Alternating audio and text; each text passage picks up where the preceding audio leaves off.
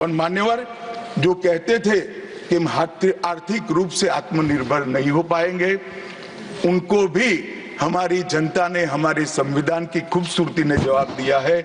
हम आज दुनिया का 5वां अर्थतंत्र बनकर सम्मान के साथ, और ब्रिटेन जिन्होंने सालों तक हम पर राज किया, और ये जो मैंने तीनों आगाही कही वहीं से पक्ष विपक्ष में से आई थी, आज ब्रिटेन भी अर्थतंत्र की तालिका में हमारे पीछे खड़ा है। मान्यवर, ये हम सब के लिए गौरव लेने का पल है, हम सब के लिए बोध लेने का भी पल है, और हम सब के लिए संकल्प लेने का भी पल है। और ये सदन जे आपने लगभग 80 से ज्यादा सांसदों को मान्यवर बोलने का मौका दिया, 31 घंटे की चर्चा हुई, और ये चर्चा में सभी भाव पक्ष या विपक्ष से कहीं न कहीं प्रकट हुए। मान्यवर, आज मैं जब यहाँ आया हूँ तब ये बात कहना चाहता हूँ कि आज हम जिस मुकाम पर खड़े हैं, उस मुकाम पर महर्षि अरविंद और स्वामी विवेकानंद की वो भविष्यवाणी सच होती दिखाई पड़ती है कि भारत माता अपने दैदीप्यमान ओजस्वी स्वरूप से जब खड़ी होगी, तब दुनिया की आंखें चकाचौंध हो जाएगी और पूरी दुनिया वो रोशनी से भारत की ओर देखेगा। वो दिन सच होगा, इसके नजदीक काफी मजल हमने काट ली है। मान्यवर, हमारा संविधान सभा की रचना और संविधान की रचना की प्रक्रिया, ये तीनों एक प्रकार से समग्र विश्व के सभी संविधानों में अनूठे हैं, अलग प्रकार के रहे हैं। हमारे यहाँ दुनिया का सबसे ज्यादा विस्तृत लिखित संविधान चर्चा के सभी हमारे पारंपरिक लक्षणों को पार करते हुए हमने किया। इस संविधान सभा में 299 सदस्य रहे, 22 धर्म जाति समुदाय के सदस्य रहे, हर प्रिंसली स्टेट का प्रतिनिधित्व रहा, हर राज्य का प्रतिनिधित्व रहा। एक प्रकार से समावेशी प्रतिनिधित्व के साथ भारत का भविष्य तय करना, मतलब संविधान को रचने की हमारी प्रक्रिया आगे बढ़ी। 2 वर्ष 11 माह और 18 दिन तक अहर्निश चर्चा चलती रही, विस्तृत चर्चा चलती रही। देश के भविष्य, देश चलाने के नियम और देश की परंपरा को समाहित करते हुए देश को आगे ले जाने का संकल्प इतनी विस्तृत चर्चा के बाद बना। 13 समितियों में कार्य विभाजन किया गया, 7 सदस्यीय ड्राफ्टिंग समिति बनी, और जनता के अभिप्राय के लिए भी शायद ही दुनिया का कोई ऐसा संविधान होगा जिसका ड्राफ्ट पूरी जनता को कमेंट्स के लिए दिया गया, और कमेंट्स पर भी बहुत डिटेल चर्चा कर उचित बदलाव भी किए गए। इतनी लोकतांत्रिक परंपरा से और प्रक्रिया से बना हुआ हमारा संविधान 295 अनुच्छेद, 22 भाग और 12 अनुसूचियों में बटा है।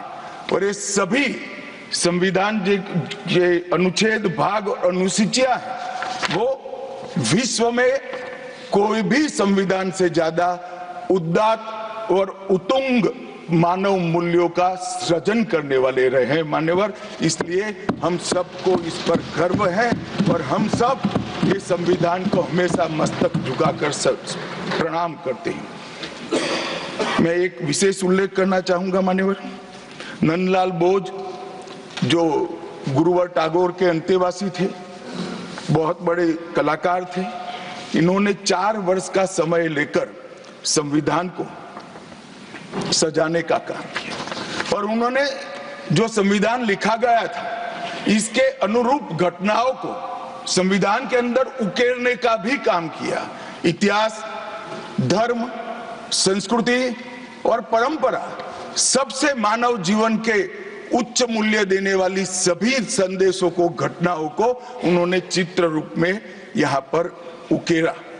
यहाँ पर भगवान राम का चित्र भी मिलेगा, बुद्ध और महावीर का भी मिलेगा, दशम पिता गोविंद सिंह जी का भी चित्र मिलेगा।